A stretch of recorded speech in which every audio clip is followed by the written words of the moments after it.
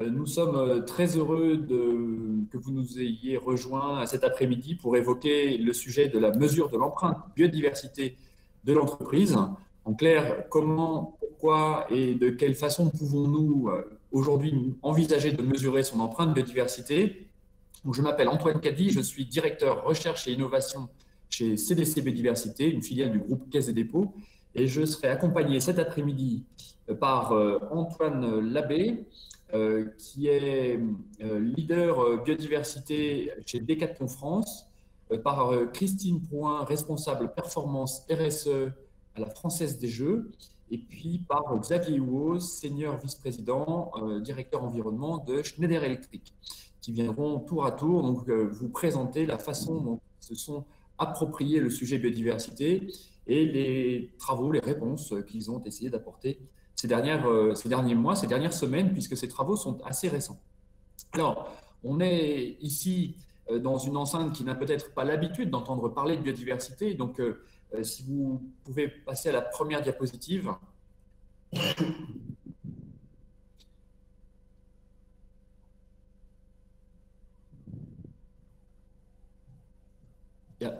Donc les diapositives, ah oui, donc pardon, donc c'était le temps du calage, voilà, merci. Donc cette diapositive, le diaporama est désormais lancé. La biodiversité, c'est la vie.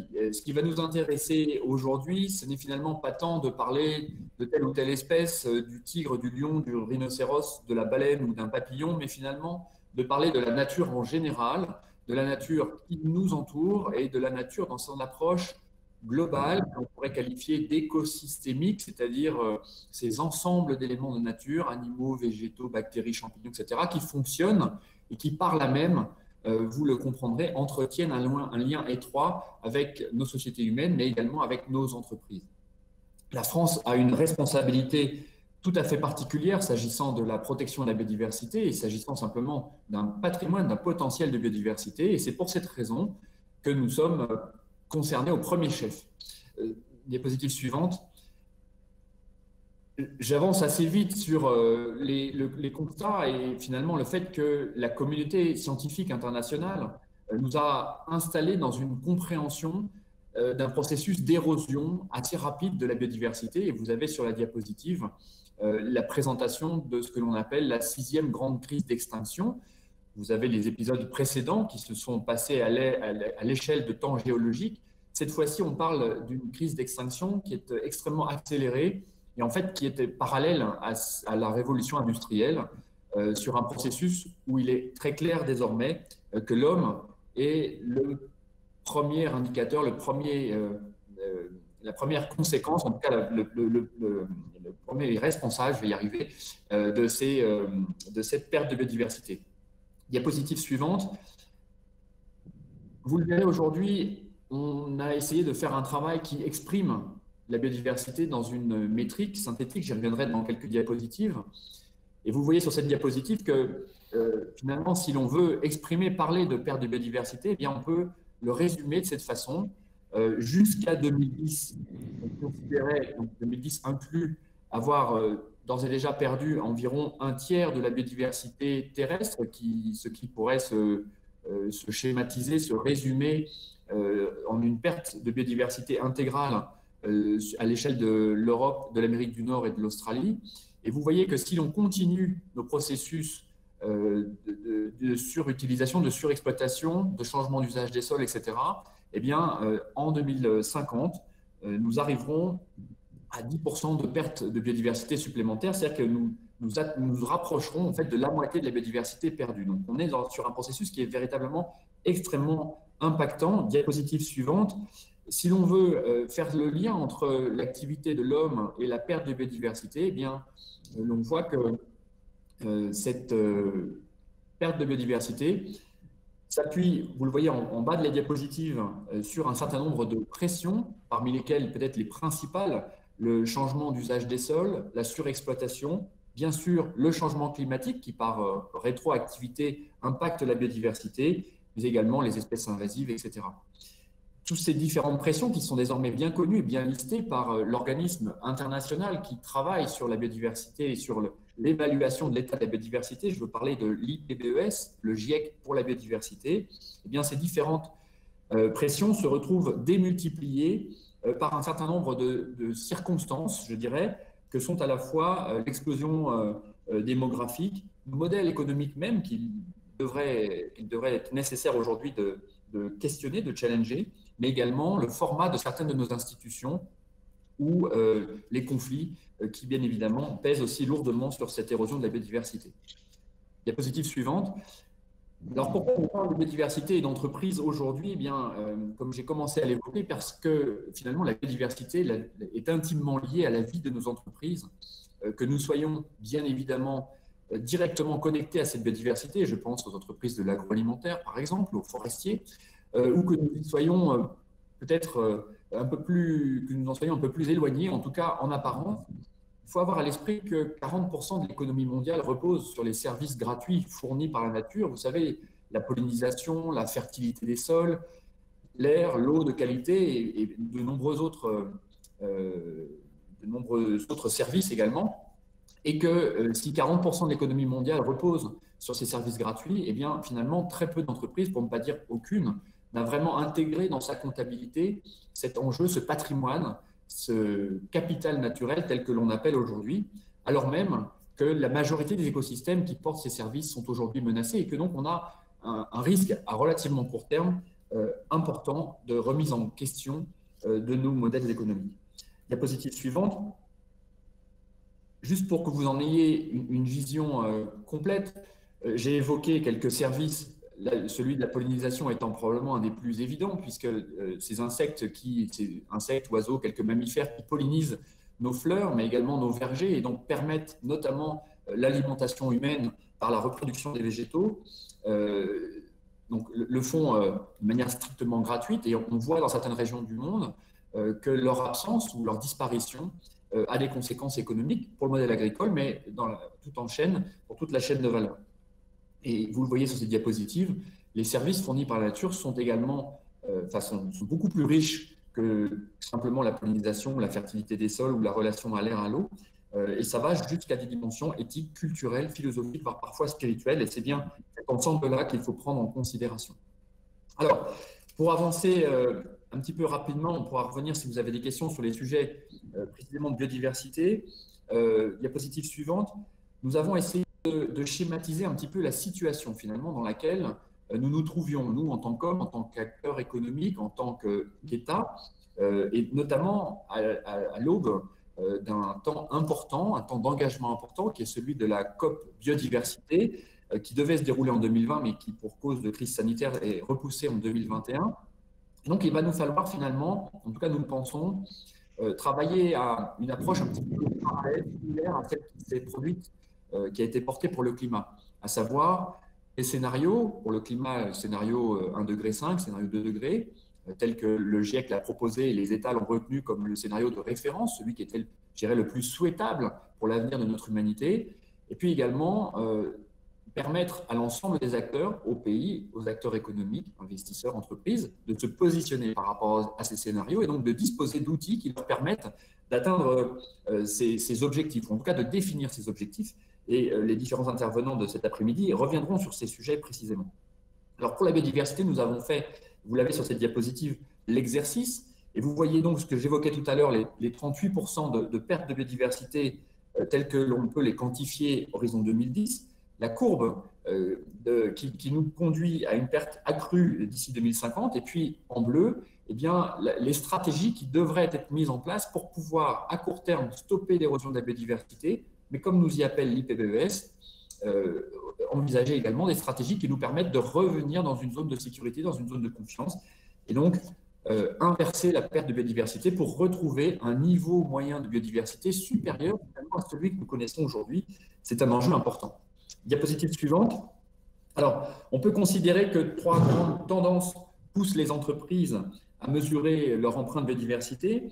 Elles sont plus ou moins volontaires. Il s'agit à la fois de l'évolution, évidemment, de leur relation aux risques, opportunités, en tout cas dans une dimension peut-être opérationnelle et reliée au marché, certainement également un vecteur qui peut être lié à la relation que ces entreprises entretiennent avec les investisseurs, et puis évidemment une évolution du cadre réglementaire.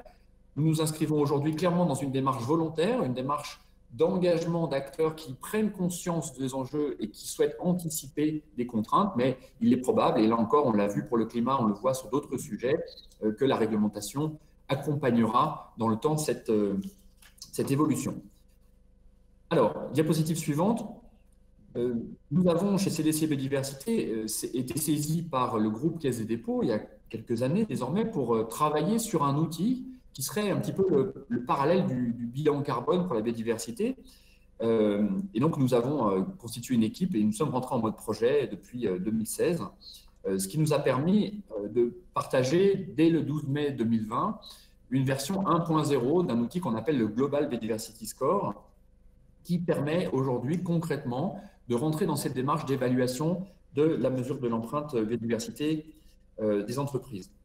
Là encore, si vous avez des questions, je vous inviterai à vous reporter aux différentes publications que vous pourrez trouver sur notre site internet, le site Biodiversité ou le site de la mission économie de la biodiversité. Vous y trouverez un certain nombre de présentations et notamment, la diapositive suivante, la constellation de projets ou d'initiatives au sein desquels nous nous inscrivons. C'est un point important, c'est-à-dire que ce travail est un travail qui a été porté effectivement par un collectif d'acteurs français, d'acteurs institutionnels, de chercheurs, d'entreprises, d'investisseurs.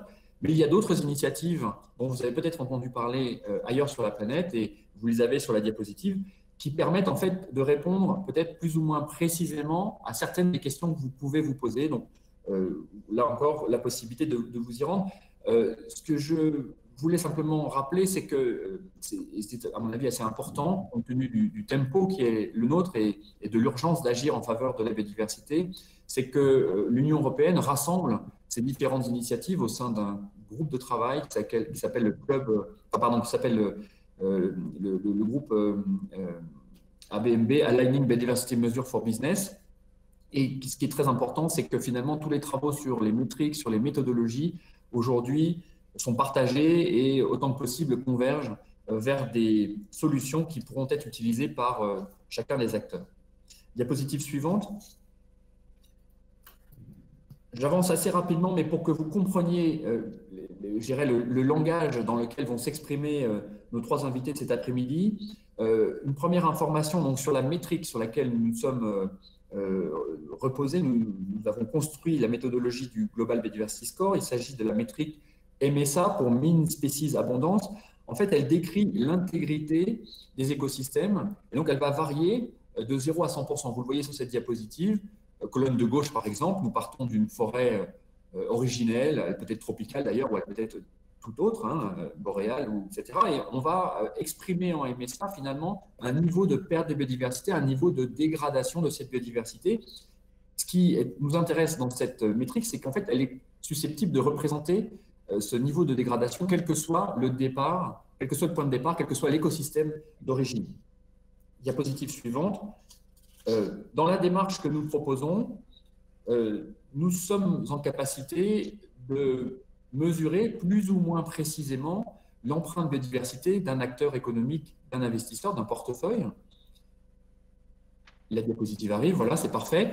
Et donc, vous le voyez, en fait, de gauche à droite, en fait, de relier plus ou moins précisément l'activité d'un acteur économique à la perte de biodiversité. Évidemment, l'enjeu, c'est que les acteurs économiques qui s'approprient la méthode puissent faire remonter les données dont les analystes auront besoin pour pouvoir à la fois donner à l'entreprise une pleine capacité de comprendre et d'agir, de rectifier le tir le cas échéant ou de construire une stratégie favorable à la biodiversité, mais également pour permettre à des observateurs extérieurs, investisseurs, autres, de se faire leur idée. Nous nous sommes calés sur un dispositif qui, là encore, ressemble beaucoup au dispositif mis en place sur les sujets bilan carbone. Et donc, vous retrouvez une grammaire qui vous est familière avec notamment les scopes 1, 2, 3 et puis la question du statique et du dynamique pour essayer de rester tant au niveau de la majorité des données nécessaires qu'au niveau du langage sur les principes qui ont déjà été expérimentés par de nombreux acteurs économiques. De manière à ce que ces travaux puissent très tôt s'inscrire dans une démarche au plus près des acteurs économiques. Nous avons mis en place, diapositive suivante, un club, le club des entreprises pour une biodiversité positive, de manière à ce que de nombreux acteurs puissent très tôt, déjà il y a 2 ans, 3 ans, en fait, expérimenter cet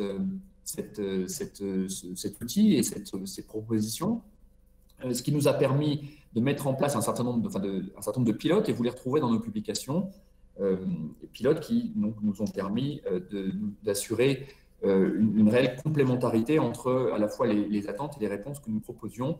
Et sur les diapositives suivantes, donc la suivante et celle d'après, vous verrez les nombreuses entreprises et partenaires du club tels qui nous accompagnent aujourd'hui. Voilà, diapositive suivante.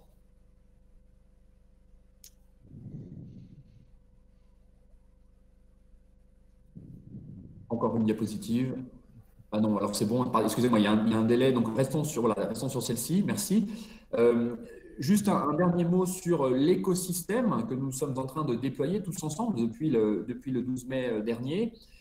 Comme vous le voyez, en fait, nous prenons l'engagement vis-à-vis de l'ensemble des utilisateurs à poursuivre le travail de développement, c'est-à-dire à poursuivre ce travail qui va permettre d'avancer sur la granulométrie, sur la relation avec les pressions, sur un certain nombre de sujets qui sont encore autant de boîtes noires pour certains. Je pense notamment aux océans. On a très peu d'informations, très peu de données disponibles. Donc, on va continuer ce travail, ce qui fait qu'on peut raisonnablement faire l'exercice du GBS sans prendre le risque de se retrouver orphelin dans les prochaines années. C'est un point important. Et donc, nous avons déployé en parallèle un dispositif de licence et de formation qui permettent à des acteurs de s'emparer de cette méthodologie et de pouvoir soit l'appliquer à eux-mêmes, soit accompagner des acteurs économiques dans l'exercice véritablement. Donc, on a des sessions de formation, niveau 1 pour bien comprendre comment ça fonctionne, niveau 2 pour acquérir un niveau d'autonomie et donc avancer. Voilà, et on pourra répondre à vos éventuelles questions sur ce sujet-là par la suite. Et prochaine et dernière diapositive. Si vous avez vos téléphones avec vous, vous pouvez flasher les différentes publications telles qu'elles vous sont présentées. Et sinon, vous les retrouverez sur le site qui est exposé. Donc voilà, de manière extrêmement rapide, ce que je voulais partager avec vous. Je laisse désormais donc la parole à nos différents intervenants. Et donc, je remercie Antoine Lablé de Decathlon France de bien vouloir nous présenter ses travaux.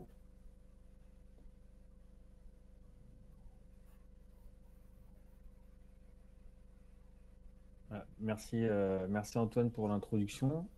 Du coup, Antoine Lablé, moi je suis responsable du projet biodiversité chez Decathlon United, donc c'est Decathlon Global. Je pense qu'on peut aller à la slide suivante. Déjà, je vais commencer un peu par remettre dans le contexte quelques chiffres pour vous parler un peu plus de ce que c'est Decathlon, même si je pense que beaucoup de personnes le savent. On peut aller, voilà, cette slide-là. Donc, il y a 100 000 personnes qui travaillent aujourd'hui pour Decathlon. Pour vous donner un ordre de grandeur, c'est à peu près autant, voire plus, que les grands équipementiers sportifs qu'on peut connaître. Et en termes de chiffre d'affaires, on est autour de 12 milliards, ce qui représente un peu moins, pardon, donc 2 fois moins, voire 3 fois moins de chiffre d'affaires que les grands équipementiers sportifs. On est dans 57 pays. Partout dans le monde, à la fois en production et à la fois en vente, notamment dans nos 1647 magasins. Et donc, nos activités majeures, c'est la grande distribution et la conception de produits sportifs. Voilà, avec 2 gros axes qui sont notre raison d'être, qui est de rendre le sport accessible au plus grand nombre, avec un sens qui est assez nouveau, vu que c'est depuis quelques jours, être utile aux gens et à leur planète, et qui donc du coup fait écho à ce que Antoine a pu évoquer. Donc du coup, je propose d'aller sur la slide suivante, où j'ai construit du coup tout l'échange avec des questions-réponses. Je trouvais que c'était un peu plus adapté. Et donc si on va à la slide suivante, on va pouvoir commencer à la première question. Donc pourquoi mesurer nos interactions, donc dépendance et pression, avec la biodiversité? On a, comme l'a dit Antoine, on ne se rend pas forcément compte de la chance qu'on peut avoir de tous les services que nous rend justement la nature, de par en gros la floraison d'apports qu'elle peut faire, soit l'alimentation, soit des régulations avec la pollinisation, etc. Et donc, le premier travail qu'on a fait, une fois qu'on a vu les travaux du GBS, pardon, de l'IPBES, donc l'équivalent du GIEC, c'est de dire chez nous, en gros, quelle interaction on avait. Et donc, c'était vraiment cette question-là, c'est-à-dire, est-ce qu'on est dépendant ou pas de la biodiversité? Quelles sont nos activités qui sont dépendantes? Et dans un second temps, quelles sont les activités que nous, on a chez Decathlon, qui ont des interactions et notamment qui mettent des pressions plutôt négatives sur cette biodiversité, qui causent, comme l'a dit Antoine, la perte de biodiversité qu'on a pu voir juste avant. Du coup, la question juste après, qui est pourquoi avoir choisi le GBS. En gros, donc c'est cette suivante, on s'est posé la question, donc il y avait beaucoup d'outils, comme l'a pu montrer Antoine avec ce slide. Pourquoi le GBS? Et notamment, le choix qui nous a vraiment fait pencher dans la balance, c'est la globalité que prend l'outil GBS sur les pressions. Donc, on a par exemple beaucoup d'outils qui prennent souvent des petits morceaux, en gros des pressions qu'on connaît sur la biodiversité. Et donc, on a apprécié cette façon holistique que peut avoir le GBS pour adresser la mesure de la biodiversité. Dans un second temps aussi, je pense, c'est le deuxième avantage, c'est que c'est des données financières. Et donc, c'est des données très accessibles qu'on peut avoir au sein d'une entreprise. Et donc, pour commencer à prioriser euh, quelles sont les principales pressions qu'on peut avoir au sein de nos activités, ça s'y prête très bien.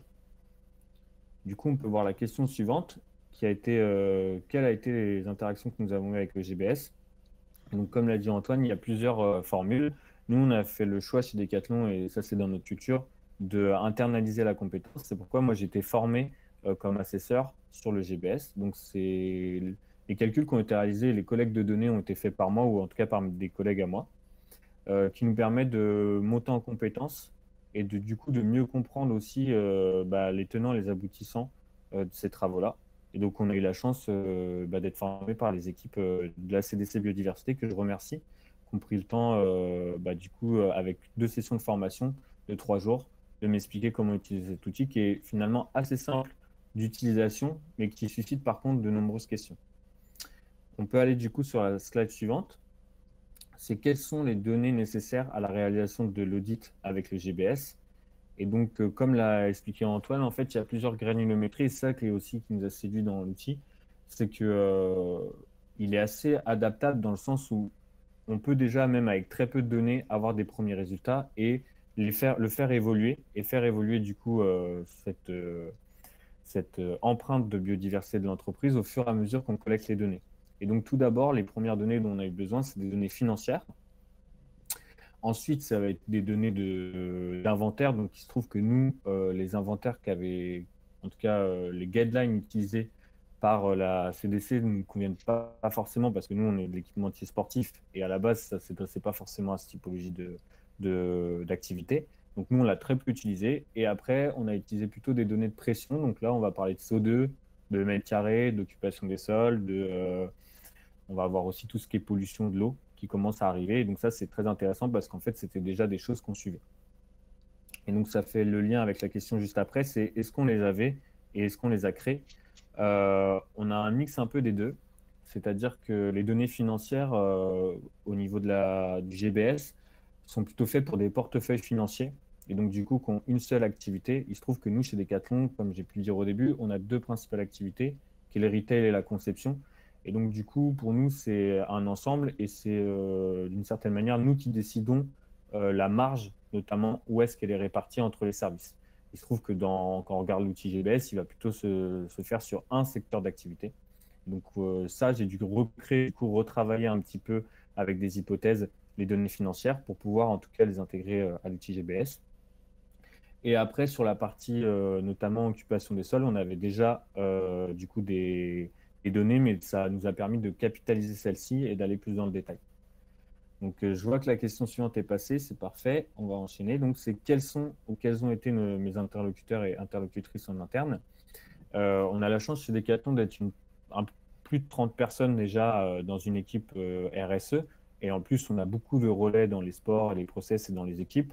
Et donc, du coup, ces données-là, en fait, on les avait déjà. Et j'ai passé peu de temps finalement à les retravailler. J'ai eu surtout la chance aussi d'être en lien avec un projet qui se faisait en parallèle et donc qui récoltait exactement les mêmes données. Donc, ça a été plutôt les directeurs financiers qui m'ont beaucoup aidé là-dessus. Toutes les équipes qui travaillent sur le CO2. Donc là, je remercie les équipes d'Espoir et Process qui font un travail de dingue sur l'analyse de cycle de vie pour pouvoir chiffrer l'ensemble de l'impact de nos produits, qui est le principal impact chez Decathlon, en tout cas en termes de CO2. Et on a pu montrer avec le GBS aussi en termes de biodiversité. Donc voilà, on a pu travailler avec ces différents types de personnes. Si je vais donc à la slide suivante, ça va être plutôt nos résultats que je vais présenter. Donc slide 12. Donc là, c'est juste après les résultats. Ça s'appelle un diagramme Sankey. Donc là, vous ne voyez pas forcément très bien parce que c'est assez petit. Du coup, c'est comment les flux sont partis entre différentes vues, on va dire ça comme ça. La première, c'est nos activités. La deuxième, c'est les scopes dont a parlé Antoine. La troisième, c'est si on parle d'impact statique ou dynamique. Donc ça, c'est une notion qu'on peut avoir quand on parle de biodiversité. Après, si c'est plutôt au niveau de la terrestre et de l'aquatique. Et on finit bien sûr par les pressions, les principales pressions. Et donc, ce qui est bien, c'est que nous, on cherchait à prioriser quelles étaient les activités de Decathlon qui avaient le plus d'impact. Et directement, quand on voit ce graphique, en fait, on voit que c'est la production. Et on voit rapidement que les principales pressions se situent au niveau de l'occupation des sols, de l'écotoxicité, donc des pollutions, si je reprends le wording de l'IPBES, et de l'empiètement, qui est une notion un peu particulière que je ne vais pas rentrer dans le détail tout de suite.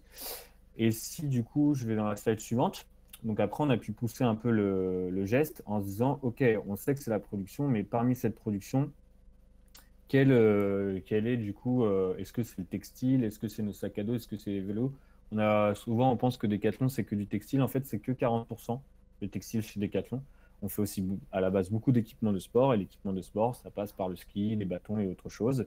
Et même si du coup on vend beaucoup de textiles, on peut revoir que dans ces chiffres-là, il ressort, mais ça a pu faire aussi sortir notamment la feed, qui est en fait la footwear chez nous, donc la chaussure, la tente et le sac à dos. Et toujours sur les deux mêmes pressions qu'on a pu voir, donc occupation des sols et pollution.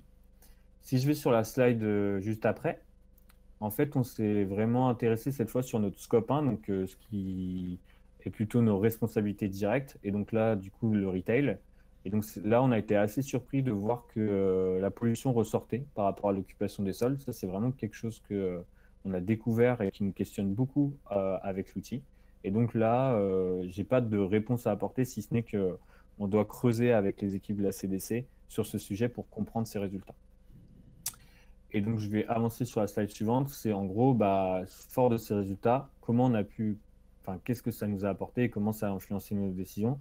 En gros, déjà, ça nous a permis de répondre à une question qu'on se posait, c'est est-ce que le retail ou la conception, quelle est l'activité qui a le plus d'impact sur la biodiversité et du coup, quel chantier on va amener l'année prochaine sur le sujet. Ensuite, Decathlon, on a pris des gros engagements en interne sur la partie immobilier France. Et donc, ça nous a renforcé sur ce sujet parce qu'on s'est rendu compte que notre scope 1, donc notre scope de première responsabilité, était bien l'immobilier. Et donc, on a accéléré sur ces stratégies. Et ça va derrière débloquer plutôt sur la production, du coup, des budgets et aussi les futurs projets et les futurs interlocuteurs avec qui on va parler pour avancer. Je pense que je peux m'arrêter là-dessus parce que la dernière slide, c'est de vous remercier de l'écoute et je vais repasser la main à Antoine et je prendrai peut-être vos questions plus tard. Merci d'avoir notamment conclu ton propos en montrant combien finalement l'utilisation de cet outil était concret au sein de Decathlon France et finalement les next steps, ce qui allait se passer désormais fort des informations partagées au sein des équipes, tant au niveau de la collecte de la donnée que des analyses qui pouvaient être réalisées. Donc merci encore pour cette intervention. Christine Prouin, donc vous êtes en charge de la RSE à Française des Jeux et donc vous également, vous vous êtes intéressé à ce sujet sur une petite partie de votre activité, notamment la billetterie. Je vous laisse la parole pour nous présenter tout cela. Merci Antoine. Bonjour à toutes et à tous. Donc en fait, on a utilisé l'outil GBS. Alors avant de rentrer tout de suite dans le sujet, je vais vous présenter un peu la démarche globale de la RSE de FDJ et puis progressivement, avec un phénomène d'entonnoir, arriver à la biodiversité en 2-3 slides. Déjà, la politique RSE du groupe FDJ est divisée en 6 enjeux. Donc le jeu responsable, la lutte contre entre le jeu addictif, le jeu des mineurs, l'intégrité, les RH, la solidarité, l'impact sur les territoires et l'environnement. Et dans le sujet environnemental, on a identifié 2 risques majeurs qui sont le risque de réchauffement climatique, qui n'est plus un risque d'ailleurs, et la lutte contre la perte de biodiversité. En fait, on a séparé ces 2 risques en disant que d'une part, lutter contre le réchauffement climatique, c'est une chose, mais ça ne suffit pas. Il est nécessaire aussi de lutter contre la perte de biodiversité. Alors vous allez me dire à FDJ, quel est le lien entre la biodiversité? Donc sur la slide suivante, on va le voir. Donc nous sommes fixés des objectifs. Les objectifs qui concernent la lutte contre le réchauffement climatique, donc sur la slide suivante, merci, c'est de réduire nos émissions CO2 à horizon 2025 de 20%. Donc pour ce faire, on s'est aligné selon Science Based Targets afin d'objectiver nos résultats et nos travaux. Et d'autre part, au-delà des plans d'action qu'on souhaite mettre en œuvre et qu'on a déjà mis en œuvre, on souhaite aussi maintenir la neutralité carbone de l'entreprise. Cette neutralité carbone avec de la compensation est déjà effective depuis 2019. Donc cette neutralité carbone, évidemment, on agit dans les pays du Sud avec des éoliennes en Inde et la protection de forêts au Brésil. Et le dernier sujet, notre objectif de limiter l'impact sur la perte de biodiversité, c'est d'une part via des services écosystémiques et d'autre part mesurer l'impact de la perte de biodiversité avec l'outil GBS et de mettre en place des plans d'action associés. Parce que la mesure c'est bien, mais pouvoir agir derrière c'est mieux. Et donc sur la slide suivante, comme je vous le disais tout à l'heure, le lien entre FDJ et biodiversité, je vais faire comme Antoine, je vais poser la question, c'est quoi le lien entre la biodiversité et FDJ? D'abord, on s'est rendu compte en faisant notre bilan carbone qu'on fait depuis un peu plus de 10 ans, c'est que près d'un quart de nos émissions CO2, 3 scopes confondus, correspondent à nos supports de jeu. Nos supports de jeu, c'est les tickets de grattage, les bulletins de jeu et les reçus de jeu. Et donc, depuis de nombreuses années, on s'est dit comment agir pour limiter notre impact carbone sur nos supports de jeu. On avait fait une analyse de cycle de vie il y a une dizaine d'années. Et donc, cet ACV mesurait surtout l'amont et l'aval qui avaient le plus d'impact.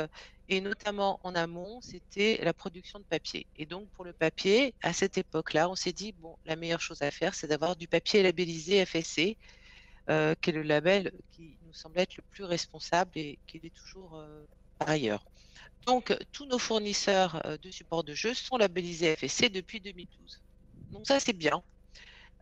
Et cette année, on a refait une analyse de cycle de vie et on s'est dit, il nous manque vraiment quelque chose, c'est l'analyse de l'impact sur la perte de biodiversité de la fabrication de nos supports de jeu. Et donc, nous avons travaillé avec CDC Biodiversité, merci pour la slide, et EY. Et donc, sur l'ACV de nos supports de jeu, c'est une ACV classique, hein, c'est l'exploitation du papier, la production de papier, les transports, l'impression, le transport aval et la fin de vie. Et donc, évidemment, du papier, évidemment, il vient des forêts. Et donc, c'est à partir de là qu'on s'est rendu compte qu'on avait vraiment un impact sur la biodiversité. À savoir que dans cet ACV, le résultat était formel. L'impact majeur sur la biodiversité, c'est en amont, évidemment, sur l'exploitation des forêts qui servent à fabriquer le bois, qui servent à fabriquer le papier de nos supports de jeu. Et évidemment, les 2 autres aspects sur lesquels nous allons travailler aussi, c'est les indicateurs environnementaux qui se situent sur les phases d'après, la fabrication du papier et l'impression. Et donc, quand on a vu que ces indicateurs de biodiversité étaient sur l'exploitation des forêts, donc ça veut dire c'est des fournisseurs de rang 2, voire de rang 3, c'est-à-dire c'est les fournisseurs de nos imprimeurs qui sont eux-mêmes des fournisseurs de papier, qui ont eux-mêmes des fournisseurs de bois. Donc on s'est rendu compte qu'il y avait un gros travail à faire sur ce sujet. Et donc je vous propose la slide suivante. Et on s'est dit, il faut travailler avec nos fournisseurs. Et au-delà de ça, on s'est dit, mais nous utilisons des fournisseurs, des papiers et donc des forêts labellisées FSC, comment pouvons-nous valoriser le label FSC avec l'outil GBS? Et donc, c'est chose faite. Il y a un gros travail qui est fait avec Antoine Caddy et toutes les équipes de CDC Biodiversité et FSC France pour essayer de faire un lien entre le référentiel FSC et les outils du GBS pour essayer de mesurer un impact positif de l'utilisation du label FSC. Donc ça, c'est un gros travail qui est en cours. Hein, donc je pense que ce sera valorisé peut-être dans une V2 du GBS. Donc, comme je vous le disais, donc nos actions, c'est de solliciter nos imprimeurs et leurs fournisseurs de rang 1 voire 2. Et puis par ailleurs, on n'a pas attendu de mettre ça en place pour essayer d'avoir des actions locales. Et donc, étant en lien étroit avec FSC, on s'est dit, tiens, mettons en place des services écosystémiques au-delà de la compensation qu'on fait dans les pays du Sud. Les services écosystémiques, c'est d'apporter un gain local, en France notamment. Et donc, nous avons été les pilotes pour mettre en place ce type de service. Et donc, nous finançons un forestier en France pour qu'il ne détruise pas ou qu'il ne coupe pas les arbres, qui sont des arbres anciens. Ce sont des îlots de sénescence qui permettent aux oiseaux de nicher, donc des espèces en voie de disparition notamment. Et donc, on protège ces arbres-là en les finançant. Donc, ce travail et ce projet a été mis en œuvre grâce à la collaboration d'International Paper, de FSC et de WWF, puisque ce projet est audité aussi pour valoriser cette démarche. Évidemment, ça, ce sont les 3 aspects actuels et on ne désespère pas pour l'année prochaine. Donc, au-delà de la mesure et de progresser sur le choix des forêts pour fabriquer nos papiers de support de jeu, on va aussi élargir la démarche de services écosystémiques en essayant d'adresser des parcs naturels. Et puis peut-être il y aura d'autres opportunités encore. Voilà, je vous remercie de votre écoute et à votre disposition. Merci beaucoup Christine, c'est extrêmement intéressant comme expérience. Cela montre à la fois la capacité de l'outil GBS de pouvoir aller capter le travail qui est disponible, les données qui sont disponibles, notamment à partir des ACV, des analyses de cycle de vie. Donc on voit qu'en fait ces démarches peuvent s'emboîter, se compléter, et puis bien également de terminer sur une note positive, puisque finalement on voit là très concrètement bien le GBS et les analyses qui sont produites par le GBS bien, peuvent permettre de construire une réponse. On le voit, on a à la fois un enjeu d'intégration de mesures véritablement du gain net, à savoir comment on valorise dans cet exercice de mesure la partie positive. C'est vraiment quelque chose qui nous tient à cœur tous ensemble. Et puis, c'est un sujet également, on voit qu'on a des questions sur ce point. Réaliser l'exercice de la mesure et construire une stratégie n'empêche pas, d'ores et déjà, en parallèle, en fait, en même temps que l'on fait cet exercice, d'engager un certain nombre d'actions volontaires. Et vous avez terminé sur cette diapositive en faveur de la biodiversité. Même si on n'est pas complètement en capacité aujourd'hui de mesurer, d'exprimer dans la même métrique ce gain, en tout cas, les actions que vous conduisez sont tout à fait positives. Alors, le temps file, je ne prends pas plus le micro. Xavier Houot, donc vous êtes directeur environnement chez Schneider Electric. Vous êtes la première entreprise à avoir accepté l'exercice dans une dimension 360 degrés. Et je vous laisse la parole pour nous présenter la démarche que Schneider Electric a mis en place. Merci. Oui, bonjour Antoine et bonjour à tous. Je suis très heureux d'être avec vous pour vous présenter la manière dont Schneider Electric a voulu aborder le sujet de la maîtrise de son empreinte biodiversité, à commencer par sa mesure. Donc, je vais laisser les slides se mettre, les transparences se mettre en place. Donc, on a souhaité mettre à la fin de l'année 2019, on a recherché qui dans le monde pouvait être notre partenaire, quels pouvaient être les outils que nous devrions utiliser. Et notre choix s'est posé sur CDC Biodiversité, parce qu'on a considéré que la démarche que CDC porte avait une intention qui était celle qu'on voulait mettre sur la table, c'est-à-dire une intention scientifique, rigoureuse, permettant les comparaisons. Dans cette planche, vous voyez Schneider Electric, donc c'est un groupe international, et le lien avec la biodiversité, on le voit de plusieurs manières. D'une part, dans les 100 pays où nous sommes présents et dans les 1000 bâtiments que nous occupons, dont 200 usines, nous voyons bien sûr, au travers de l'empreinte foncière, autour de nous, partout, de la biodiversité. dans les quatre coins du monde. On utilise aussi beaucoup de matières, des emballages, des cartons, des palettes pour transporter nos produits au travers du monde entier. Et nous avons une famille de 135 000 collaborateurs qui, pour la plupart, ont tous, pour la totalité, ont envie de jouer un rôle dans cette démarche. Et donc, c'est le lien que vous allez voir en arrière dans les slides suivants, pardon. Ça va transparaître dans notre démarche biodiversité. Pour être concret, dans la diapo suivante, j'ai voulu mettre quelques produits Schneider Electric à l'écran pour que on puisse voir un peu le lien indirect qu'on a avec la biodiversité. Donc, on n'est pas dans le monde agricole. On n'a pas beaucoup de matières, j'allais dire, organiques, si ce n'est des cartons et du bois au travers de l'emballage. Mais dans nos produits, on trouve du plastique, 10%, et surtout des métaux, de l'acier, de l'aluminium, du cuivre, de l'électronique, qui constituent ces produits, ces technologies de sécurité électrique, de variateurs de vitesse, de disjonction, des onduleurs. Et puis au-dessus de ça, bien sûr, on a des logiciels. Mais voilà le lien que nous avons. Et donc, ce sont des chaînes de valeur qui remontent parfois à 5, 6, 7 niveaux, jusqu'à la mine qui a extrait ces composants. Et bien sûr, pour les matériaux plastiques, quand ils ne sont pas recyclés, on est sur des matériaux fossiles. Donc voilà le lien indirect. Et je vous parlerai ensuite de l'empreinte foncière que nous avons au travers de nos bâtiments et d'autres choses.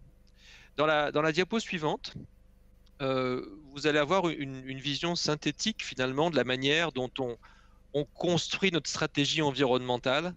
Et on est engagé depuis pas mal d'années maintenant chez Schneider Electric, depuis une quinzaine d'années. Sur le pilier à gauche de cet écran, on a une stratégie de neutralité carbone que notre président Jean-Pascal Tricoire, il y a encore 15 jours, dans la Climate Week, a encore accéléré pour être neutre dans différents périmètres le plus vite possible. Et puis, au service de cette vision-là, on a produit 2000 analyses de cycle de vie, donc des ACV, des Product Environment Profiles, pour plus de 2000 catégories de produits Schneider Electric, qui couvrent 80% de notre chiffre d'affaires. Donc, on a déjà un fort outillage et une forte quantité d'informations pour, à l'origine, parler carbone, car parler aussi empreinte environnementale. Et comme vous le savez, certains d'entre vous, dans les ACV, on a aussi quelques notion d'impact sur la biodiversité, que ce soit l'eutrophisation de l'eau, ce genre de choses. Sur la ressource qui est au centre, on a accéléré depuis 5 ans notre stratégie d'économie circulaire en évitant la production de déchets, en prolongeant au maximum les produits, en cherchant des matières, entre guillemets, bien sous tout rapport, recyclées quand c'est possible. Et à droite, donc cette partie de la vie, la biodiversité, on l'avait déjà abordée au travers de la conservation de l'eau, de la minimisation des substances chimiques dans nos produits au travers des différentes réglementations, mais même en étant en avant de celle-ci. Donc on a voulu accélérer sur la partie droite de ce schéma. Donc dans la page suivante, on a repris la tag.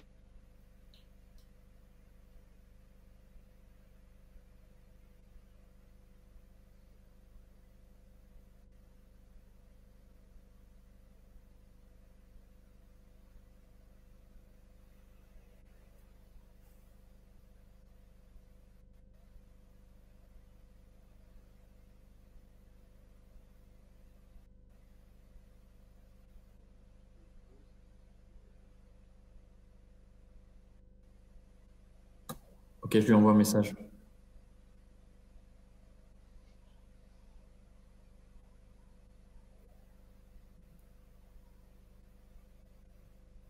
Voilà, est-ce que je suis avec vous à nouveau? Oui, c'est bon. Très bien. Oui, donc sur la page suivante, je faisais référence à ces taglines des United Nations Environment Programme que nous avons repris à notre compte. Je ne sais pas si la présentation est immobilisée sur cet écran, mais donc en tous les cas, peu importe les transparents, je vais vous dire, le plus important, c'est qu'on discute. Donc on a fait avec la CDC Biodiversité une analyse de notre empreinte avec le Global Biodiversity Score, et on a beaucoup appris, on a repris des éléments de toutes les données quantitatives de tonnes, de kilomètres, de mégawattheures que nous avions. Merci, on peut rester sur cet écran visuel avec les barres. Donc on a d'une part réutilisé beaucoup des données que nous avions déjà pour notre bilan carbone, qui est une mine d'informations. À la phase précédente sur les barres, s'il vous plaît, les histogrammes. Donc on a repris beaucoup de données, merci beaucoup, sur l'ensemble des éléments physiques qui font partie de notre reporting extra-financier depuis des années. Et on s'est rendu compte que grâce aux questions que nous pose le Global Biodiversity Score, on avait besoin d'aller plus loin sur l'empreinte foncière, pas uniquement les mètres carrés de nos bâtiments, mais aussi l'empreinte foncière des espaces qu'ils utilisent, On a dû aller plus loin sur la connaissance de l'origine géographique de certaines matières et parfois de se rendre compte que nous ne savons pas toujours d'où viennent les minéraux qui ont permis de produire les métaux qui rentrent dans nos produits.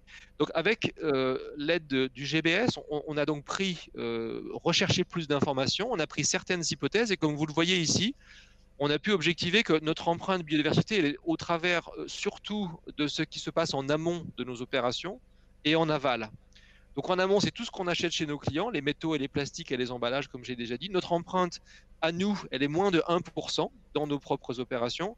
Et elle est aussi très significativement, pour 70% en aval, dans la façon dont nos produits peuvent à la fois émettre et consommer de l'énergie et donc jouer un rôle sur le changement climatique. Ce que ce schéma nous a également apporté, c'est de comprendre que 70% de notre empreinte sur la biodiversité se fait au travers du carbone et des impacts que le changement climatique a sur la biodiversité. Sur les 30% restants, la diapo suivante nous a permis d'identifier ce que ces 30% non carbone étaient. Et donc, on a au travers de ce GBS compris que le cuivre, l'aluminium, l'argent, qui forment une partie de nos produits sur la partie droite, et sur la partie gauche, le bois qui vient faire les emballages de centaines de millions de produits que nous vendons chaque année, les palettes qui transportent nos produits font les 30% restants. Et donc, ce que cette démarche, cette analyse nous engage à faire dans la diapo suivante, c'est justement d'aller aborder avec nos employés, avec nos collaborateurs, cette volonté de préserver la biodiversité. Donc, on a lancé des actions dès le mois de juin de cette année avec l'ensemble des collaborateurs. Et au-delà de l'aspect symbolique et de l'engagement local, on va se servir de l'intelligence collective de nos 135 000 collaborateurs pour que chaque jour, ils partagent leurs idées et que chacun de nos sites dans le monde, les 1000 sites dans le monde, ait des actions locaux sur la biodiversité. C'est une action. La diapo suivante rappelle que ces actions-là locales ne suffiront pas à changer de manière significative notre empreinte. Et donc, nous allons travailler avec la recherche et le développement, avec l'innovation, pour la recherche de matériaux dont on connaîtra toujours mieux l'origine. Bien sûr, d'avoir les quantités qui soient strictement nécessaires, ce qu'on fait de manière habituelle, mais d'aller chercher encore plus loin et de chercher à trouver des alternatives aux matériaux que nous utilisons qui ne seraient pas secondaires, c'est-à-dire qui ne seraient pas recyclés. Moi, je suis bloqué sur la diapositive avec les personnes. Si vous pouvez avancer d'une diapositive, si c'est possible. Et pour conclure, avant de rendre la parole à Antoine Cady et peut-être prendre des questions de la salle s'il y en a. Donc voilà, dans ce schéma que vous arrivez peut-être à déchiffrer de la gauche vers la droite, vous aviez de la gauche vers la droite donc l'analyse biodiversité que nous venons de faire. Ensuite, ce que ce schéma, donc avant de commenter cette page avec les deux papiers qu'on a produits récemment, je continue à commenter la page d'avant. Donc avec les trois enseignements que nous avons eus de cette analyse initiale, donc d'une part, mieux connaître merci beaucoup, la traçabilité, connaître les impacts de nos matières, et puis de travailler sur des plans de réduction, des plans d'engagement. Ce qu'on a observé également, c'est qu'au-delà du côté positif pour la planète, qui est le moteur principal, on voit que ça nous pousse à trouver des nouvelles sources d'efficacité. Ça nous pousse à trouver aussi un dialogue qui montre à nos partenaires, employés, mais aussi clients et investisseurs, que ce sujet est un sujet adressé sur lequel nous allons mesurer notre résilience et minimiser nos risques. Donc ça participe aussi d'une manière de démontrer la résilience de Schneider dans son écosystème. Et enfin, donc je voulais partager les productions que nous venons de rendre publiques la semaine dernière avec la CDC et certains de nos partenaires. Donc Business for Nature notamment, donc les deux papiers qui sont issus. Le premier, c'est que vous voyez en haut, c'est une description plus fine de la démarche que nous avons accomplie chez Schneider Electric, et vous verrez donc les leçons, les étapes et les résultats de notre étude.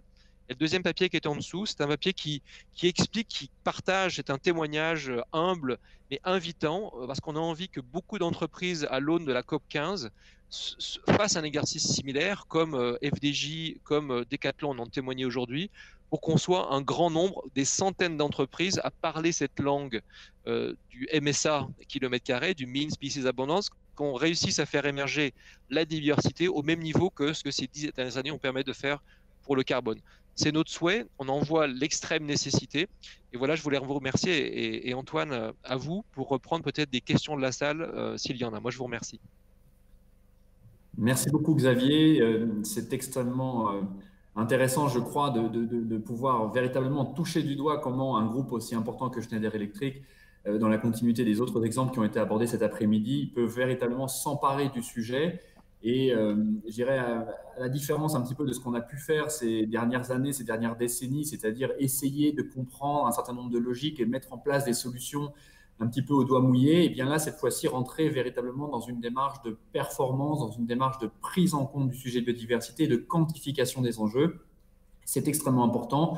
Vous l'avez évoqué, en perspective de la COP15, il est nécessaire à la fois de se préparer, mais certainement d'être le plus nombreux possible à envoyer ce signal aux États, à l'IPBES, aux Nations Unies, finalement que le monde est prêt à rentrer dans une démarche compatible avec ce fameux scénario zéro perte nette de biodiversité tel qu'il est proposé aujourd'hui par les Nations Unies dans le cadre de la préparation de la COP15. Alors, il nous reste quelques minutes. J'ai quelques questions qui m'ont été remontées. Merci à tous ceux qui les ont posées. Alors, pour l'instant, les questions qui me sont remontées me sont plutôt adressées, mais je laisserai avec plaisir nos intervenants intervenir également. Tout d'abord, plusieurs questions autour d'outils qui permettent, je dirais, en amont du GBS, peut-être de s'approprier le sujet biodiversité. Il y a notamment une mention qui est faite à un outil qui s'appelait EBEVI. C'est un outil qu'on avait mis en place à l'époque avec le ministère de l'Environnement dans le cadre de la stratégie nationale biodiversité. Cet outil existe toujours. Il permet notamment aux PME en fait, de se positionner vis-à-vis du sujet biodiversité, de comprendre en fait, leur relation à la biodiversité, quel que soit leur métier. Ça leur permet de rendre cette relation matérielle très concrètement et donc de rentrer dans une démarche de progrès. Plus récemment, le Natural Capital Coalition a, au niveau international, présenté la démarche qui s'appelle Encore, Encore comme Encore en français. Cette plateforme permet notamment aux multinationales de suivre une même démarche de matérialité pour bien préciser en fait les relations que ces différents métiers ont avec la biodiversité et bien évidemment exprimer tout cela en termes de risques.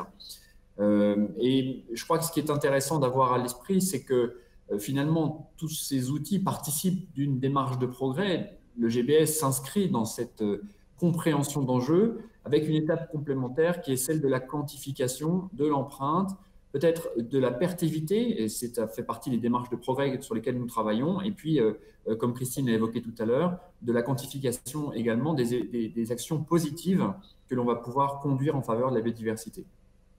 Il y a une question qui m'est posée concernant l'outil et sa relation économique, en tout cas, donc savoir si l'utilisation de l'outil est payante, etc. Donc, je l'ai évoqué très rapidement tout à l'heure. En fait, l'outil lui-même n'est pas payant. Il est nécessaire de disposer d'une licence pour pouvoir l'utiliser. Et puis, il y a des formations qui elles-mêmes sont payantes, mais ce n'est pas des coûts très importants, mais qui, pour je dirais véritablement à la fois s'approprier une bonne compréhension et véritablement l'outil lui-même qui a un certain niveau de complexité. Donc, effectivement, il y a quelques compétences sous-jacentes dont il faut disposer pour pouvoir faire cette formation.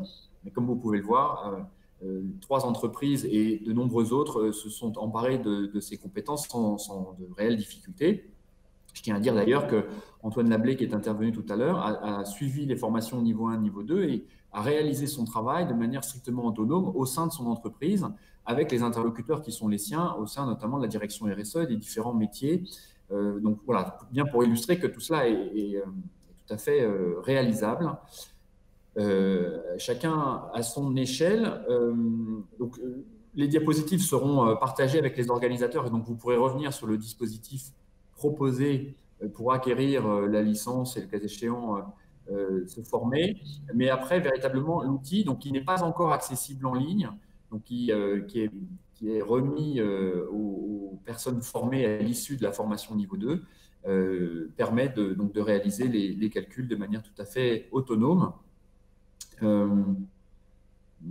Voilà, une question également concernant l'avenir de l'outil. Bon, vous l'avez compris à travers ces différentes interventions, le club B4B+, l'équipe de développement du GBS poursuit son travail, poursuit ce travail autour des enjeux GBS. J'ai évoqué tout à l'heure des enjeux de granulométrie, des enjeux de relation à telle ou telle pression, tel ou tel type d'écosystème. Je pense notamment, encore une fois, aux écosystèmes marins, sur lesquels on a une démarche de progrès. Il y a aussi l'interface entre l'outil lui-même et les utilisateurs sur lesquels nous devons travailler. On n'a pas évoqué cet après-midi, mais c'est un sujet important, la relation avec les data providers et les investisseurs. Peut-être que certains d'entre vous nous écoutent. Donc, nous travaillons également sur ces sujets-là avec un certain nombre de data providers et bien avoir à l'esprit que nos réflexions, celles de l'équipe de CDCB, mais de l'ensemble de nos partenaires, et demain des personnes formées, de leurs clients et ainsi de suite, donc un écosystème qui est véritablement en train de se déployer, eh bien, viennent trouver leur place. Si j'interviens cet après-midi, c'est parce que le chef de projet du Global Biodiversity Score, M. Joshua Berger, intervient en parallèle sur une autre visio, cette fois-ci animée dans le cadre de la plateforme EU Business et Biodiversité, donc avec nos collègues européens, avec un certain nombre d'acteurs européens et internationaux. Et donc, évidemment, nous travaillons à partager l'ensemble de nos développements avec ces différentes équipes. Nous travaillons d'ailleurs étroitement avec la Commission européenne et avec la Convention pour la diversité biologique, de manière à ce que, à la fois ces avancées et en même temps les engagements, les travaux, les engagements, le cas échéant des entreprises et des investisseurs qui font l'étude de l'analyse de leur empreinte biodiversité puissent être connus assez largement. Est-ce qu'on a d'autres questions qui sont arrivées? Alors, pas particulièrement. Est-ce que sur ces différents points, Antoine, Christine, Xavier, vous souhaitiez revenir peut-être? Moi, je voudrais peut-être témoigner, Antoine, comme ça a été rappelé, sur le fait que cet outil, et pour des personnes qui ont fait de l'analyse de cycle de vie, qui ont l'habitude de manipuler des données quantitatives, est un outil dans lequel il est agréable de rentrer. Et les équipes de CDC Biodiversité nous accompagnent au besoin pour déchiffrer un nouveau concept biodiversité, qui un nouveau type de mesure. Donc, j'encourage à nouveau d'autres entreprises de se lancer à l'eau. C'est une démarche intéressante, valorisante et réalisable. Merci beaucoup, Xavier. Christine, notre... Alors, moi, j'ai découvert beaucoup de choses avec le GBS. Notamment l'impact statique et dynamique. Donc, il y a plein de sujets nouveaux. Je vais faire un parallèle un petit peu abusif, mais je crois que vous m'en voudrez pas. C'est avec les débuts du bilan carbone. Je me souviens, il y a eu des formations pour le bilan carbone dans les années 2000. Et donc, c'était la course pour qui serait formé au bilan carbone. Donc, on découvrait une méthodologie. Et là, aujourd'hui, cette méthodologie est beaucoup plus mature, je vais dire, sur la biodiversité. Et du coup, ça montre qu'on fait des pas en avant et qu'on arrive à mieux préciser nos besoins, nos attentes, et puis surtout les plans d'action pour réduire cette perte et donc avoir un impact vraiment positif, parce que là, il y a urgence, hein, et vous le savez tous. Merci beaucoup, Christine. Antoine, le mot de la fin? Oui, merci. Moi, je remercie quand même parce que c'est le premier outil qui est à notre disposition sur le sujet. Mais il ne faut pas oublier que c'est un début et j'espère vraiment qu'il va devenir de plus en plus raffiné et plus pertinent au fur et à mesure des années, et notamment prendre en compte divers enjeux comme notamment les océans ou d'autres choses dans le genre. Voilà. Merci beaucoup Antoine. Merci à toutes et à tous. Merci pour votre intérêt pour ce sujet. Merci à nos intervenants pour vos témoignages. Ils sont précieux et c'est vraiment ce travail collectif en fait qu'on a eu le plaisir de partager avec vous cet après-midi. Vous l'avez compris, c'est pas simplement des développeurs, c'est finalement une communauté qui s'est peu à peu mise en place pour pouvoir partager aujourd'hui à la fois des résultats, à la fois des solutions et puis certainement un engagement fort dans cet avenir qui nous impose de trouver des solutions pour véritablement nous engager et concrètement obtenir des résultats positifs pour stopper l'érosion de la biodiversité. Rejoignez le club B4B+, pour venir travailler, réfléchir, échanger avec les 3 entreprises que vous avez entendues cet après-midi, d'autres entreprises, une trentaine aujourd'hui qui nous ont déjà rejoints. Et voilà. Et donc, les diapositives vous seront présentées. Vous trouverez sur le site de CDC Biodiversité les publications que j'ai évoquées et de nombreuses références, notamment les prochaines réunions du club, les prochaines dates auxquelles vous pourrez vous inscrire si vous voulez en savoir davantage, notamment sur la méthodologie. Voilà, merci encore à nos intervenants, merci aux organisateurs et bon après-midi à tous.